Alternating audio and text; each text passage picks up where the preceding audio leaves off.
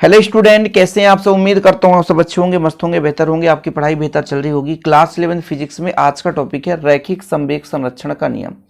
एक कण के लिए चाहे कई सारे कण के लिए हम रैखिक संवेग संरक्षण का नियम निकाल सकते हैं। क्वेश्चन सबसे जरूरी है कि क्वेश्चन कैसे एग्जाम में पूछा जाता है। क्वेश्चन पूछा जाएगा रैखिक संवेग संरक्षण का नियम।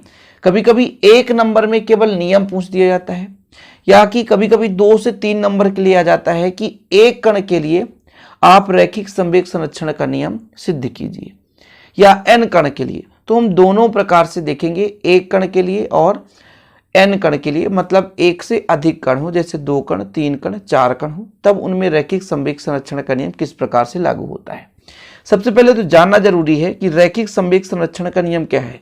संरक्षण मतलब नियत होना, संरक्षण मतलब नियत रहना, यानी उसमें कोई बदलाव ना हो। ये कब हो सकता है?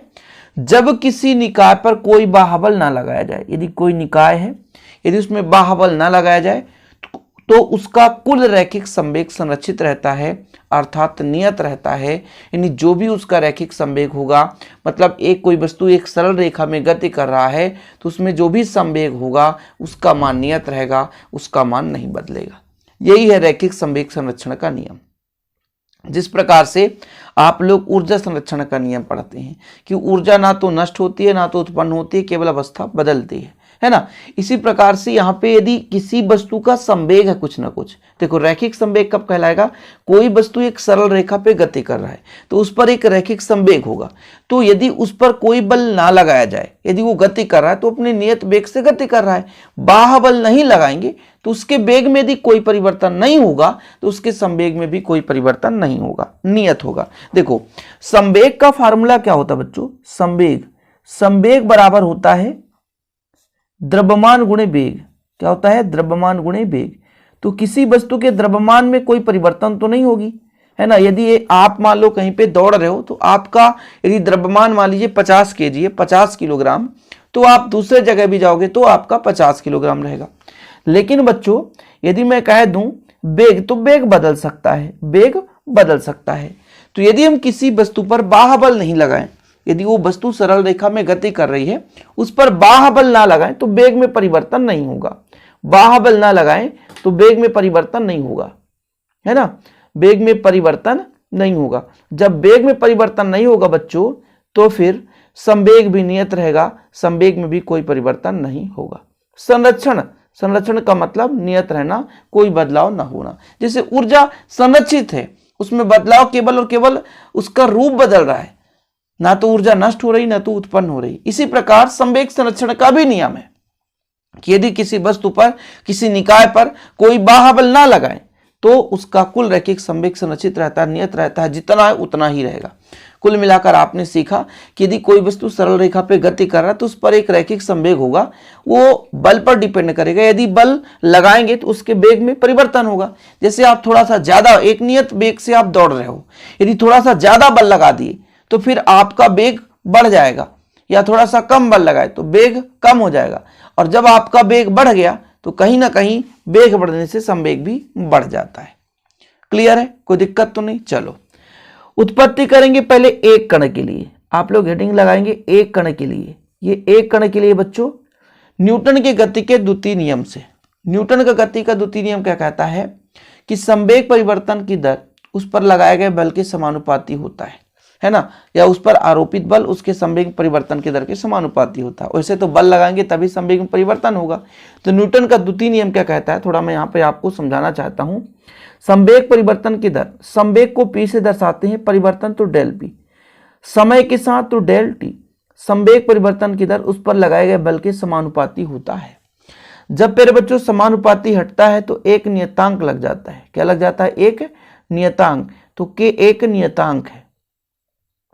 यदि SI पद्धति में k का मान 1 हो, यदि k का मान कितना हो? 1 हो, यदि k का मान 1 हो तो F बराबर निकल कर आएगा, F बराबर कितना हो जाएगा? Del P upon del T। ये आपका किसका नियम है बच्चों? रैखिक संवेग संरक्षण का नियम नहीं है, ये है न्यूटन के गति का द्वितीय नियम।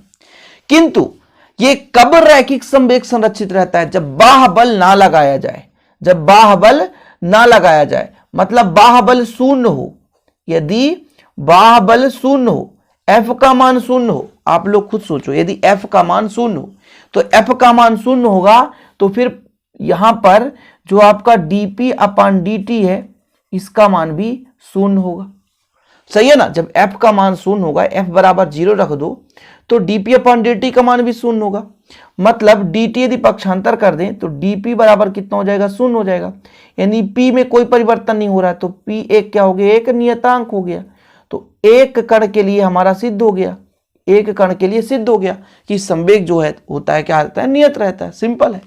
ठीक, यहां पर आप देख सकते हो कण पर लगाया गया बल जो आपका f का मान है वो कण के संवेग में परिवर्तन के दर के बराबर होता है, समानुपाती होता है। जब समानुपाती हटता है तो k नियतांक लगता है, k का मान 1 होता है। अब यदि बाह्य बल ना लगाए, f बराबर 0 हो जाए, बाह्य बल ना लगाए, f बराबर 0 हो जाए तो dp/dt भी 0 हो जाएगा। तो कुल मिलाकर dp भी 0 हो जाएगा, p का मान 1 नियत हो जाएगा, नियतांक आ जाएगा। यानी बाह्य बल की अनुपस्थिति में किसी कण का रैखिक संवेग नियत रहता है। चीजें क्लियर, समझ में आ गया होगा उम्मीद करता हूं बच्चों। एक कण के लिए आपने प्रूव किया कि यदि उस पर बाह्य बल नहीं लगाए तो फिर उसका जो भी रैखिक संवेग है वो नियत रहता है। अब कई सारे यदि कण हैं तो कई सारे कण हैं तो उनका रैखिक संवेग भी अलग अलग होगा, P1, P2, P3। जैसे माना एक निकाय n कणों से निर्मित है, n कण मतलब कई सारे कण हैं, हमें नियत पता नहीं है 10 कण है, 15, 20, 25 कितना है, तो कई सारे कण हैं जिनका रैखिक संवेग क्रमशः P1, P2, P3, Pn तक है। ठीक है, तब कुल रैखिक संवेग कितना होगा, सभी को जोड़ देंगे P1, P2, P3, Pn तक। ठीक, चलिए तो यहां पर थोड़ा सा न्यूटन की गति का द्वितीय ही नियम लगाएंगे, कुछ ज्यादा परिवर्तन नहीं करना बच्चों।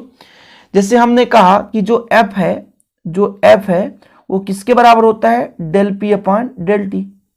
अब चूंकि आपको ये पता है कि इसमें एक संवेग नहीं है, इसमें कई सारे कण हैं, तो इसमें P का मान है P1 plus P2 plus P3, कितने हैं बच्चों, तो Pn तक है। कई सारे कण हैं, कई सारे कण हैं, इसलिए मैंने ऐसा कर दिया, थोड़ा समझने की बात है।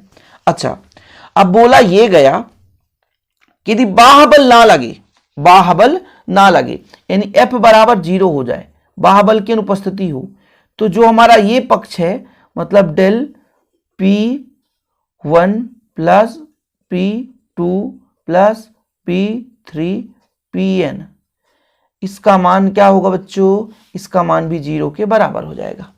यदि बाह्य बल ना लगे, भले n कण है, हम एक कण के लिए del P/del T का प्रयोग करते हैं, कई सारे कण हैं, अब सभी कणों का संवेग अलग अलग है, जैसे एक का P1 दूसरे का P2 P3 Pn तक है, तो बच्चों P1 P2 P3 Pn है। अब बाह्य बल ना लगाएं तो भाई साहब F का मान 0 हो जाएगा। इन सबको जोड़ते क्यों है, क्योंकि एक निकाय n कणों से मिलकर बना है, तो कुल जो संवेग है उनके योगफल के बराबर होगा। पक्षांतर कर दूं तो कितना आएगा, del P1 plus P2 plus P3 Pn बराबर 0, del T इधर होकर मल्टीप्लाई हो जाएगा, 0 के बराबर हो जाएगा। अच्छा, एक चीज तो यहां से आपको निष्कर्ष निकलेगा, यदि 0 है अर्थात ये हमें पता हो गया कि एक नियत है, कोई बदलाव नहीं हो रहा है, तो ये हमारा Pn बराबर क्या हो गया, एक नियतांक, एक नियतांक। तो ये n कणों के लिए हमारा थ्योरम प्रूफ हो गया। अब ज्यादा करोगे कि सर इसको लिखना है क्या, ऐसे लिख देंगे, सब कुछ कंप्लीटली मैं यहां पर लेकर आता हूं बच्चों कि n कणों का संवेग P1 P2 Pn है, तो कुल रैखिक संवेग कितना हो जाएगा, सबको जोड़ देंगे। अब न्यूटन गति के द्वितीय नियम से F बराबर dP/dt, P का मान रख दिए बच्चों P1 plus P2 plus P3। अब बाह्य बल F का मान कितना हो, 0 हो, बाह्य बल F का मान 0 हो, इसका मान भी 0 के बराबर हो जाएगा, तो एक नियतांक आ गया, एक वैल्यू है ना, प्राप्त हो गई। तो यही है रैखिक संवेग संरक्षण का नियम, और जितना भी रहता है उम्मीद करता हूं आप लोगों को समझ में आ जाता होगा। और इसके यदि हैंड रिटेन नोट्स लेना है तो कांटेक्ट कर सकते हैं 9685 29 91 49 पर। किस नंबर पर, 9685 29 91 49 पर, और हैंड रिटेन नोट्स प्राप्त कर सकते हैं। और चलिए मिलते हैं इसी प्रकार अगली वीडियो के साथ। जय हिंद, वंदे मातरम।